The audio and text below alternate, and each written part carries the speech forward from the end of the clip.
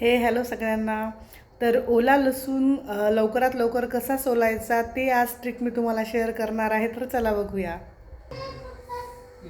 तर हा लसूण बघा, मी काल रात्री इथे आणून याच्यामध्ये फ्रीजमध्ये ठेवला होता